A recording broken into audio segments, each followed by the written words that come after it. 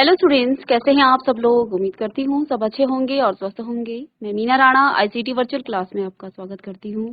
Students, हम पढ़ रहे हैं क्लास 6 की हिंदी और हमारा समर कैंप चल रहा है। यहाँ हम पढ़ रहे हैं क्लास 6 में बाल राम कथा। प्रीवियस लेक्चर में बच्चों हमने पढ़ा था अवधपुरी में राम कैसे चारों भाइयों राम लक्ष्मण भरत शत्रुघ्न का जन्म होता है। राजा दशरथ उत्कृष्टि यज्ञ का आयोजन करते हैं और तीनों रानियों को 4 पुत्रों की प्राप्ति होती है। इधर राम लक्ष्मण भरत और शत्रुघ्न सभी की शिक्षा दीक्षा पूर्ण होती है और सभा में चर्चा चल रही होती है कि अब इनका विवाह कर देना चाहिए। इसी समय द्वारपाल आता है और वो विश्वामित्र के बारे में बताता है कि मुनि जो है विश्वामित्र आए हैं।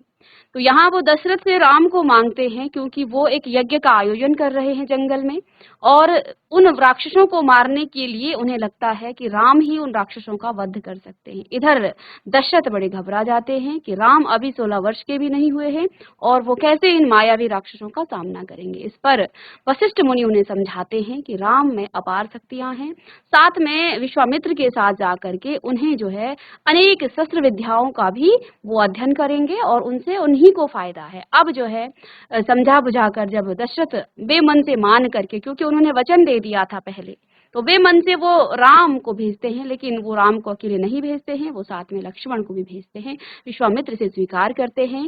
तो अब राम और लक्ष्मण विश्वामित्र के साथ उस जंगल में जाते हैं। तो आज का हमारा अध्याय है जंगल और जनकपुर। तो जंगल में पहले वो क्या करते हैं, पहले वो उन राक्षसों का वध करते हैं और फिर जनकपुर में जाते हैं। तो चलिए चलते हैं स्मार्ट बोर्ड पर। चलिए, तो जैसा कि हमने अभी इंट्रोडक्शन में भी बताया कि महर्षि विश्वामित्र उनके महल में जाते हैं, दशरथ के महल में, और राक्षसों की वध हेतु वो राम को मांगते हैं। दशरथ को राम बड़े प्रिय होते हैं, इसलिए वो पहले तो बार बार बेहोश हो जाते हैं, अचेतन अवस्था में चले जाते हैं। लेकिन जब उन्हें महर्षि वशिष्ठ गुरु जो है उनको समझाते हुए कहते हैं कि राम जो है अपार शक्ति के भंडार हैं, राम में जो है विभिन्न प्रकार की शक्तियां हैं, राम को कोई नहीं मार सकता है, इसलिए आप निश्चिंत रहें। महर्षि विश्वामित्र के सब साथ जब वो जाएंगे तो राम को अनेक शस्त्र विद्याओं का ज्ञान होगा, आप चिंता न करें, और महर्षि विश्वामित्र के होते राम को कुछ नहीं होगा। दशरथ बेमन से, क्योंकि वो वचन दे चुके थे और रघुकुल के जो वंशज हैं वो अपने वचन को जो है झूठा नहीं करते हैं, इसलिए उन्होंने राम के साथ लक्ष्मण को भी महर्षि विश्वामित्र के साथ भेज दिया। तो आज हम पढ़ेंगे जंगल और जनकपुर, यानी कि जब राम और लक्ष्मण जंगल में जाते हैं वहां क्या किन किन राक्षसों का वो वध करते हैं, और साथ में इसके बाद वो जनकपुर भी जाते हैं। तो इसके बारे में ही हम पढ़ेंगे। तो राजमहल से निकलकर महर्षि विश्वामित्र सरयू नदी की ओर बढ़ते हैं। दोनों राजकुमार राम और लक्ष्मण उनके साथ साथ थे। उन्हें नदी पार करनी थी। आश्रम पहुंचने के लिए विश्वामित्र ने अयोध्या के निकट नदी पार नहीं की, दूर तक सरयू के किनारे किनारे चलते रहे। तो इधर जो है आगे आगे महर्षि विश्वामित्र जा रहे हैं, पीछे पीछे राम और लक्ष्मण उनके साथ जा रहे हैं। तो उन्होंने जो है नदी पार नहीं किया, बल्कि वो नदी के किनारे किनारे तक चलते रहे, दूर तक सरयू के किनारे किनारे चलते रहे। दक्षिण तट पर उसी तट पर जिस पर अयोध्या नगरी थी वे चलते रहे, यानी कि वो अयोध्या नगरी के ही जो है तरफ से चलते रहे। वे चलते रहे, नदी के घुमाव के साथ साथ राजमहल पीछे पीछे छूटता गया। तो जैसे जैसे वो आगे बढ़ रहे थे, महल जो है अयोध्या का जो महल था वो पीछे छूट गया था। उनकी आखिरी बस्ती भी निकल गई थी, पीछे छूट गया, निकल गई। चलते चलते एक तीखा मोड़ आया तो सब कुछ दृष्टि से ओझल हो गया, यानी कि अब जो है जब कोई जाते हैं तो सब कुछ जो है अब, क्योंकि बहुत दूर तक जो है अयोध्यावासी और दशरथ उन्हें देखते रहे, लेकिन जैसे ही मोड़ आया तो वहां से सब कुछ ओझल हो गया, यानी कि वो बहुत दूर चले गए हैं। आपके भी कोई सगे संबंधी जब पैदल रास्ते से जाते हैं तो आप बहुत देर तक उसे जो है निहारते रहते हैं, है ना। ठीक है, तो सब कुछ जो है उनकी दृष्टि से ओझल हो गया। राम और लक्ष्मण ने भी एक बार पीछे मुड़कर नहीं देखा, उनकी नजर सामने थी। अब राम लक्ष्मण जो है उन्हें अपने पीछे घर से, उस राज्य से कोई मतलब नहीं, उन्होंने पिता की आज्ञा ने दे दी, तो उन्हें अपना लक्ष्य मालूम था कि हमें पिता की आज्ञा का पालन करना है। सीधे वो महर्षि विश्वामित्र के पीछे पीछे चलते रहे। उनकी नजर सामने थी, महर्षि विश्वामित्र के सधे कदमों की ओर।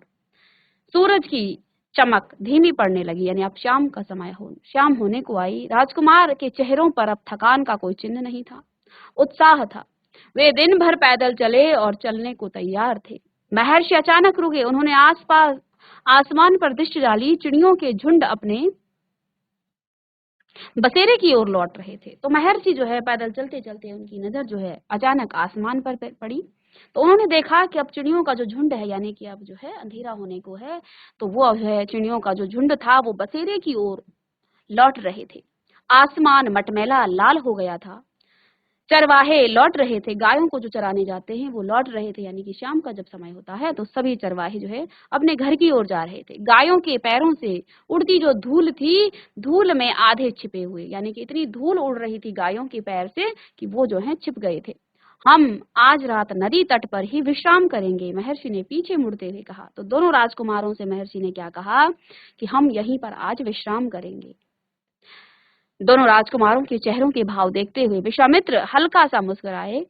राम के निकट आते ही उन्होंने कहा, मैं तुम दोनों को कुछ विद्याएं सिखाना चाहता हूँ।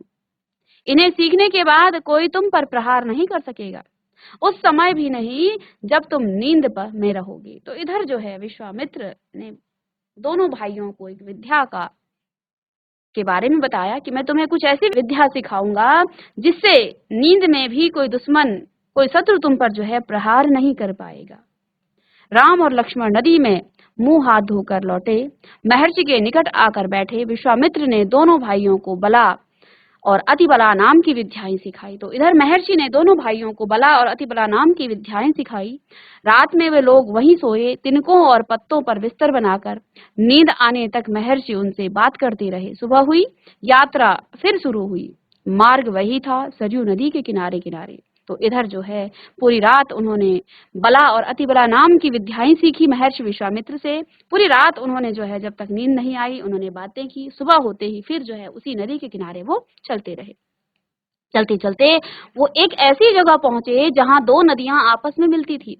उस संगम की दूसरी नदी गंगा थी। तो उस सरयू नदी के किनारे से वो जा रहे थे तो आगे उन्हें एक नदियों का संगम, जहां पर दो नदियों का या 2 से 3 नदियों का संगम उसे कहा जाता है, तो यहाँ जो है एक नदी तो सरयू आ रही थी और दूसरी नदी जो थी वो गंगा थी। महर्षि अब भी आगे चल रहे थे, लेकिन एक अंतर आ गया था। राम लक्ष्मण अब दूरी बनाकर नहीं चलते थे, महर्षि के ठीक पीछे थे।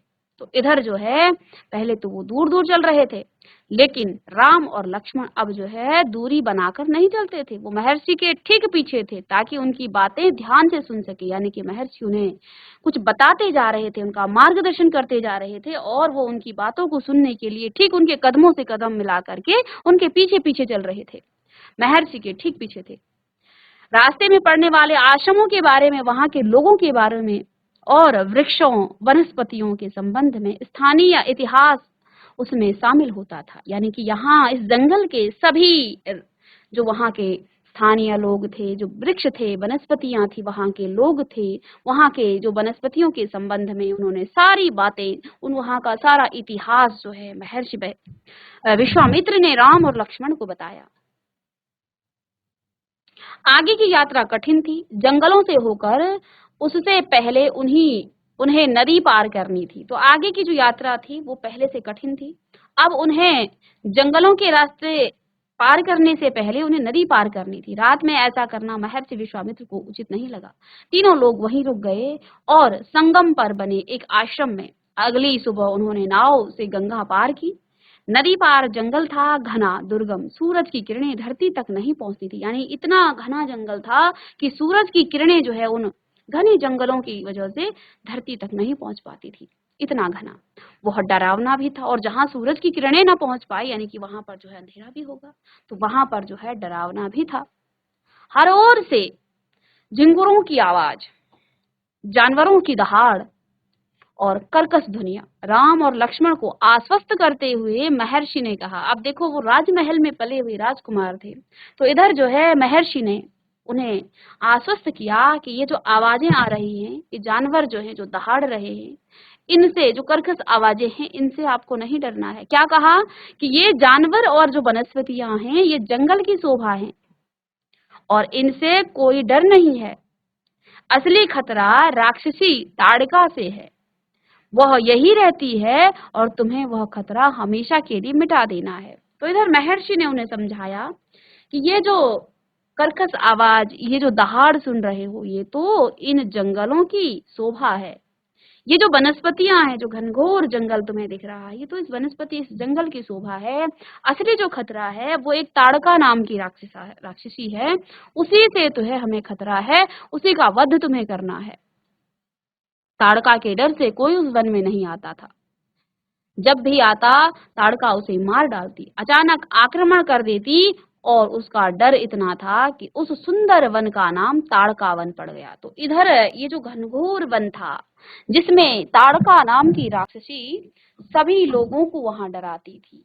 तो इधर महर्षि ने बताया कि ये जो ताड़का नाम की जो राक्षसी है, ये बड़ी भयानक है। उस वन में कोई भी उसकी डर से नहीं आता था, और अगर आ जाता है तो ये राक्षसी उन्हें खा जाती है। इसलिए इस वन का नाम ही ताड़का वन पड़ गया था।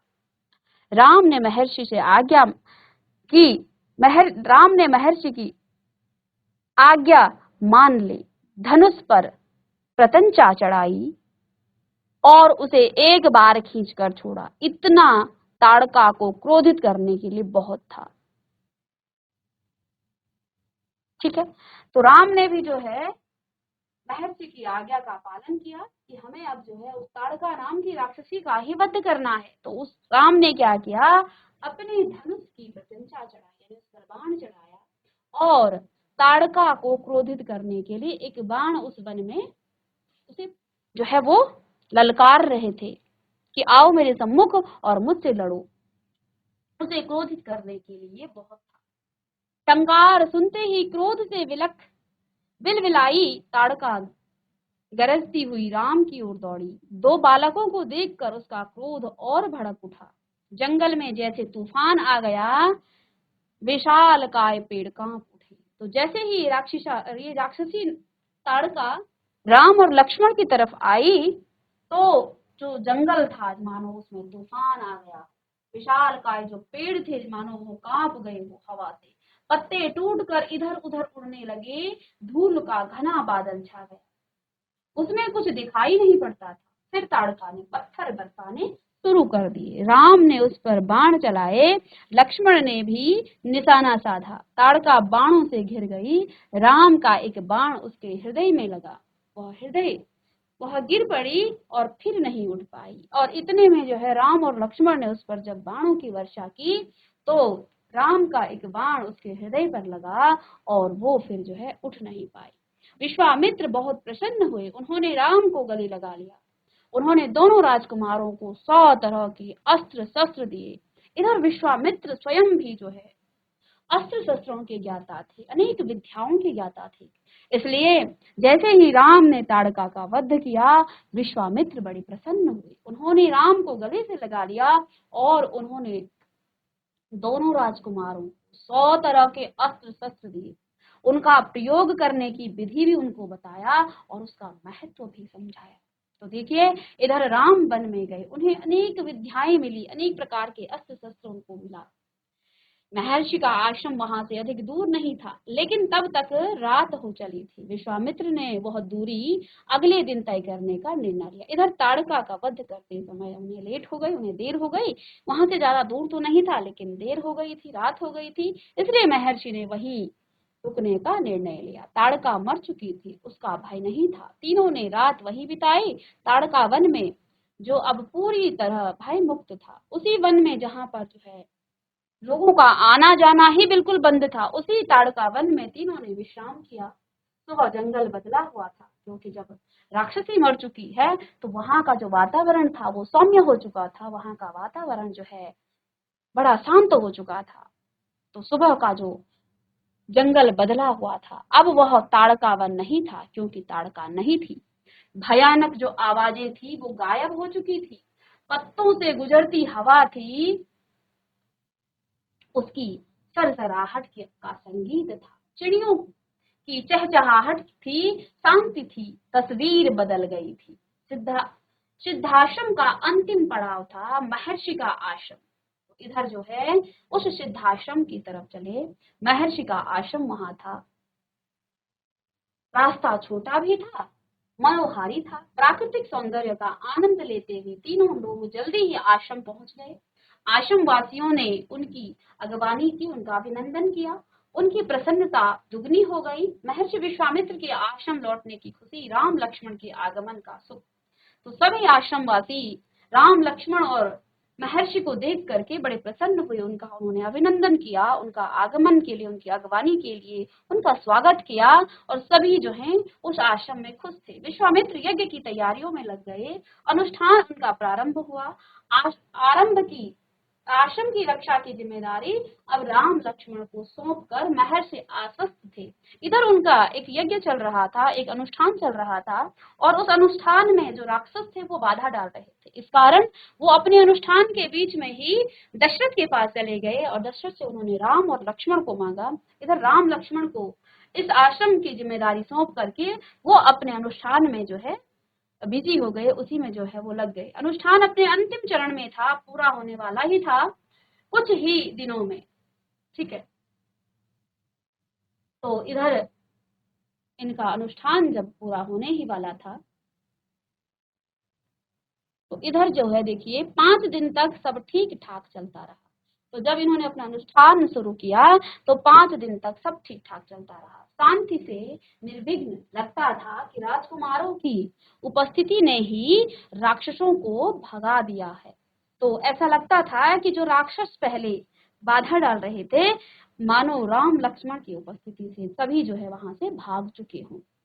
राम और लक्ष्मण ने यज्ञ पूरा होने तक न सोने का निर्णय किया। तो राम और लक्ष्मण ने भी जो है निर्णय ले लिया कि जब तक यज्ञ अनुष्ठान पूरा नहीं होता तब तक वो सोएंगे नहीं। वे लगातार जागते रहे, चौकस रहे। कमर में तलवार, पीठ पर तुरीण, हाथ में धनुष, प्रत्यंचा चढ़ी हुई। तो उनके हाथ में जो है हमेशा ही धनुष पर जो है प्रत्यंचा चढ़ी हुई रहती थी। स्थिति के लिए वो हमेशा जो है तत्पर थे। अनुष्ठान का अंतिम दिन अचानक भयानक आवाजों से आसमान भर गया। तो अब अनुष्ठान का अंतिम पड़ाव पर आ गया, अंतिम दिन था। इधर राक्षसों का जो है भयानक आवाज आ गई। तो सुबाहु और मारीच ने राक्षसों के दल बल के साथ आश्रम पर धावा बोल दिया। इधर जो है ताड़का नाम की राक्षसी का वध करने के बाद अब सुबाहु और मारीच नाम के 2 राक्षस थे जो अपने दल बल के साथ आश्रम पर धावा उन्होंने बोल दिया था, यानी कि यहाँ आश्रम की तरफ उन्होंने आक्रमण कर दिया था। मारीच क्रोधित था यज्ञ के अलावा भी। तो इधर जो है मारीच जो है यज्ञ के अलावा भी इस बात से कि राम लक्ष्मण ने उनकी मां को मारा था। तो ताड़का के बेटे का नाम मारीच था। तो इधर जो है मारीच इसलिए भी क्रोधित था कि यज्ञ हो रहा, राक्षसों का काम होता है, वो यज्ञ नहीं होने देते हैं, क्योंकि यज्ञों के द्वारा यज्ञों की जो खुशबू है, जो सुगंध है, वो उनसे जो है देवताओं की शक्ति बढ़ती है, देवताओं को शक्ति मिलती है यज्ञ से। और राक्षस नहीं चाहते हैं कि किसी प्रकार का यज्ञ हो, देवताओं की शक्ति बढ़े। वो जो है इस तरह के काम को नहीं होने देना चाहते, इसलिए वो यज्ञ अनुष्ठान नहीं होने देते थे जो राक्षस थे। अब मारीच नाम का जो राक्षस है वो इसलिए भी क्रोधित था कि राम और लक्ष्मण ने उनकी मां ताड़का का वध कर दिया था, इसलिए भी वो यहाँ पर आ गया था। तो राम ने राक्षसों का हमला होते ही कार्यवाही की। तो इधर राम भी जो है तत्पर थे। तो उन्होंने जैसे ही राक्षसों ने इधर आक्रमण किया, उन्होंने भी तत्पर जो है तत्काल कार्रवाई की। धनुष उठाया और मारीच को निशाना मारा। मारीच बाण लगते ही मूर्छित हो गया। बाण के वेग से बहुत दूर जाकर गिरा समुद्र के किनारे। वह मरा नहीं। जब होश आया तो उठकर दक्षिण दिशा की ओर भाग गया। राम का दूसरा बाण सुबाहु को लगा, उसके प्राण वही निकल गए। सुबाहु के मरने पर राक्षस सेना में भगदड़ मच गई। इधर एक एक बाण में राम ने मारीच और सुबाहु नाम के राक्षसों को जो है भगा दिया।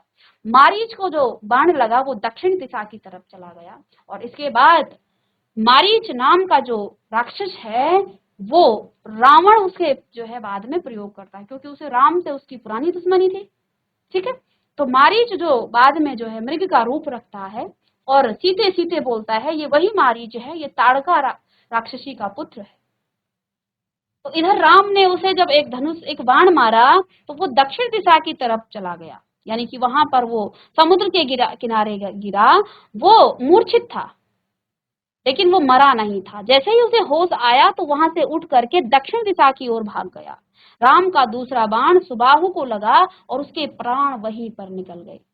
सुबाहु के मरने पर राक्षस सेना में भगदड़ मच गई। अब जब सेनापति ही मर गया हो तो फिर जो सेना है वो क्या करेगी, उनमें भगदड़ मच गई। चिल्लाते हुए सभी भागे क्योंकि उनका जो लीडर था वो तो मर चुके हैं, भाग चुके हैं। तो पूरी राक्षस सैनिक जो सेना लेकर वो आए थे उनमें भगदड़ मच गई और वो वहां से भाग निकल गए चीखते चिल्लाते हुए। कुछ लक्ष्मण के बाणों का शिकार हो गए, अन्य जानवर बचकर अन्य जो है जान बचाकर भाग खड़े हुए। महर्षि विश्वामित्र का अनुष्ठान संपन्न हुआ क्योंकि आज अंतिम दिन था और आज सुबाहु और मारीच नाम के राक्षसों ने यहाँ आश्रम पर धावा बोला। इधर राम और लक्ष्मण ने बड़े ही सूझबूझ के साथ मारीच और सुबाहु मारीच को भगा दिया और यानी मारीच तो भाग गया लेकिन सुबाहु नाम का जो राक्षस था वो मारा गया। राम ने महर्षि को प्रणाम करते हुए पूछा, अब हमारे लिए क्या आज्ञा है। इधर उनका अनुष्ठान संपन्न हुआ तो राम ने कहा कि हे महर्षि, आपका अनुष्ठान तो पूरा हो चुका है, अब हमें आज्ञा दीजिए, अब हम आपके लिए क्या कर सकते हैं। मुनिवर, महर्षि ने राम को गले लगाया, कहा हम लोग यहाँ से मिथिला जाएंगे, महाराज जनक के यहाँ विदेह राज के दरबार में। मैं चाहता हूँ कि तुम दोनों मेरे साथ चलो, उनके आयोजन में हिस्सा लेंगे। तो इधर जो है महर्षि विश्वामित्र का जैसे ही अनुष्ठान पूरा हुआ उन्होंने राम से कहा कि मैं चाहता हूँ कि तुम दोनों यानी कि मैं भी और हम लोग जो है मिथिला जाएंगे। मिथिला जहाँ सीता का मायका है, जहाँ सीता का घर है, महाराज जनक के यहाँ। महाराज जनक की पुत्री है सीता।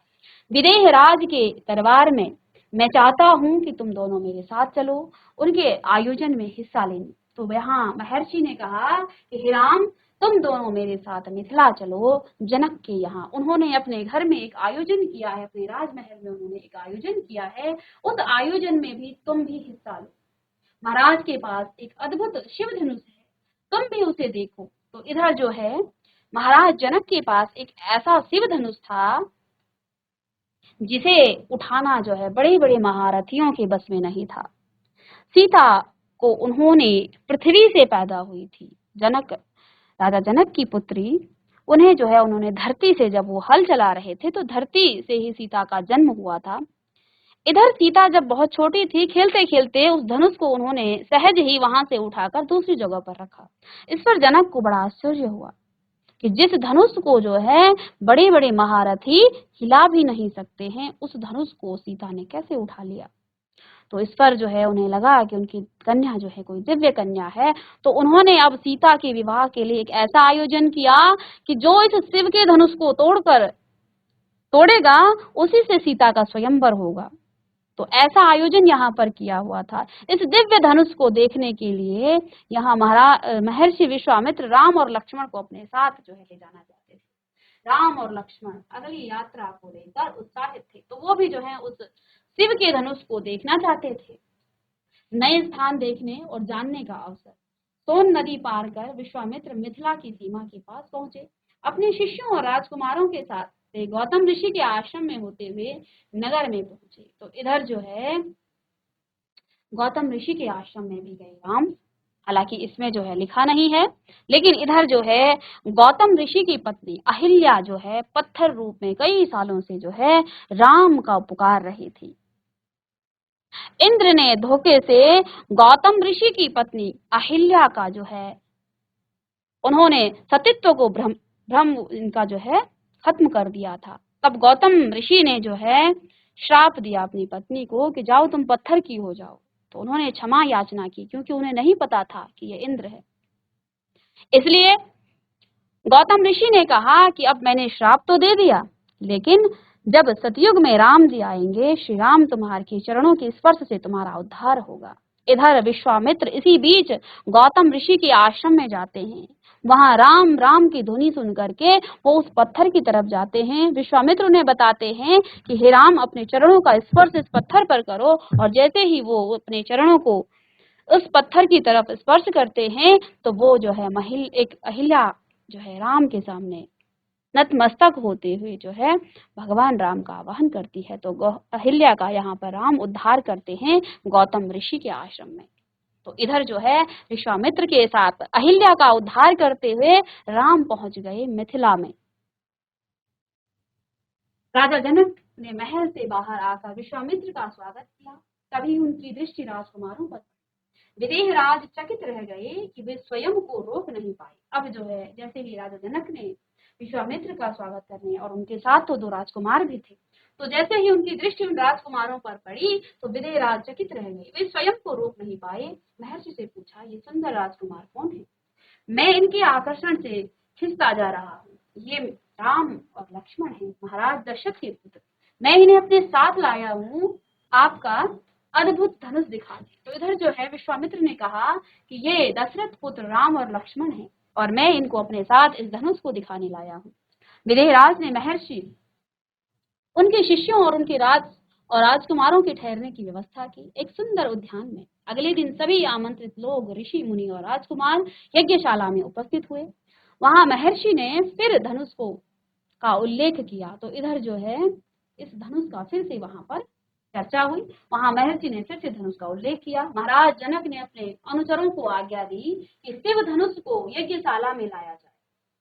शिव धनुष सचमुच में विशाल था, लोहे की पेटी में रखा हुआ, यानी इतना विशाल वो शिव धनुष था, लोहे की पेटी में रखा हुआ। पहिए उसमें जो है पेटी में पहिए लगे हुए थे, 8 पहिए, यानी कि साधारण मनुष्य जो है उस धनुष को उठा ही नहीं सकता था, और उसमें 8 पहिए लगे हुए थे।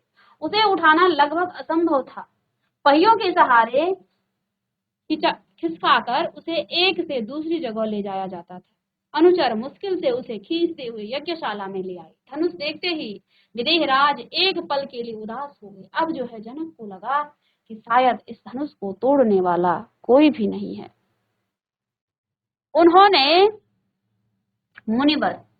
उन्होंने कहा, मुनिवर, मैंने प्रतिज्ञा की अपनी पुत्री सीता के विवाह के संबंध में, जो यह धनुष उठाकर उस पर प्रत्यंचा, अब इन्होंने प्रतिज्ञा तो प्रत्यंचा चढ़ाने की थी, लेकिन राम इस धनुष को तोड़ देते हैं बाद में, ये आप सभी को पता है। तो क्या कहते हैं कि मैंने प्रतिज्ञा की है कि यह धनुष उठाकर जो इस पर प्रत्यंचा चढ़ा देगा उसी के साथ सीता का विवाह होगा। अनेक राजकुमारों ने प्रयास किया और लज्जित हुए। उठाना तो दूर, वे उसे हिला तक नहीं पाए। प्रत्यंचा क्या चढ़ाते? विदेह का संकेत जो है समझकर महर्षि विश्वामित्र ने राम से कहा, उठो वत्स, यह धनुष देखो। तो इधर जो है विश्वामित्र ने राम की तरफ संकेत किया और क्या कहा, हे वत्स उठो।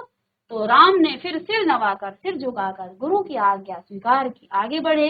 पेटी का ढक्कन खोल दिया। राम ने पहले धनुष को देखा, फिर महर्षि को। गुरु का संकेत मिलने पर राम ने वह विशाल धनुष सहज ही उठा लिया। यज्ञशाला में उपस्थित सभी लोग हतप्रभ थे। इसकी प्रत्यंचा चढ़ा दूं मुनिवर? तो इधर राम ने पूछा कि हे मुनिवर, उस धनुष को तो वो सहज ही उठा गए। तो उन्होंने पूछा कि मैं इस धनुष की प्रत्यंचा चढ़ा दूं? अवश्य, यदि ऐसा कर सकते हो।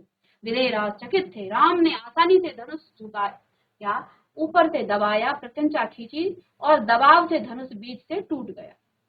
उसके 2 टुकड़े हो गए, बच्चों के खिलौनों की तरह। यज्ञशाला में सन्नाटा छा गया। सब चुप थे, एक दूसरे की ओर देख रहे थे कि जिस धनुष को हम हिला भी नहीं पा रहे थे, क्योंकि इससे पहले सभी राजाओं ने इसकी जो है कोशिश की थी, लेकिन किसी भी राजा ने इसे हिला तक नहीं सके। सब जो है सन्न रह गए। सभागार की चुप्पी महाराज जनक ने तोड़ी। तो इधर जो है जनक की चिंता बड़ी थी कि अब क्या होगा, मेरी पुत्री का विवाह कैसे होगा। उन्होंने विश्वामित्र की तरफ जो है देखा तो विश्वामित्र ने राम को आज्ञा दी। राम की गुरु की आज्ञा पाकर राम ने धनुष को तोड़ा और उस पर जो है प्रत्यंचा चढ़ाने की कोशिश की, और उससे पहले ही धनुष टूट गया।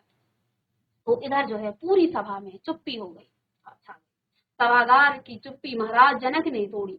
उनकी खुशी का ठिकाना न था। उन्हें सीता के लिए योग्य वर मिल गया, क्योंकि उनकी प्रतिज्ञा पूरी हुई। जनक राज ने कहा, मुनिवर, आपकी अनुमति हो तो मैं महाराज दशरथ के पास संदेश भेजूं, बारात लेकर आने का निमंत्रण। यह शुभ संदेश उन्हें शीघ्र भेजना चाहिए। तो इधर जो है राजा जनक ने महर्षि विश्वामित्र से आज्ञा ली कि यदि आपकी आज्ञा हो तो मैं इस, क्या उन्होंने कहा कि यदि आप आज्ञा दें तो मैं महाराज दशरथ को तुरंत ये संदेश भिजवाना चाहता हूं कि वो शीघ्र ही जो है इस विवाह को अब संपन्न करें। ठीक है, तो बच्चों आज की क्लास में हमने जंगल और जनकपुर जो अध्याय था उसको शुरू किया। इसमें हमने देखा किस तरह से राम और लक्ष्मण उस घनघोर वन में जाते हैं। पहले ताड़का नाम की राक्षसी का वध करते हैं और उसके बाद विश्वामित्र के यज्ञ का अनुष्ठान संपन्न होने पर मारीच को भगा देते हैं। साथ में सुबाहु नाम के राक्षस का वध कर देते हैं। जब उनका यज्ञ संपन्न हो जाता है तो विश्वामित्र और राम लक्ष्मण जनक मिथिला की तरफ जनक के यहाँ जाते हैं, जहाँ राम ने शिव जी का धनुष तोड़ दिया है। आगे की कहानी हम नेक्स्ट क्लास में पढ़ेंगे। तो मिलते हैं नेक्स्ट लेक्चर में, तब तक के लिए थैंक यू।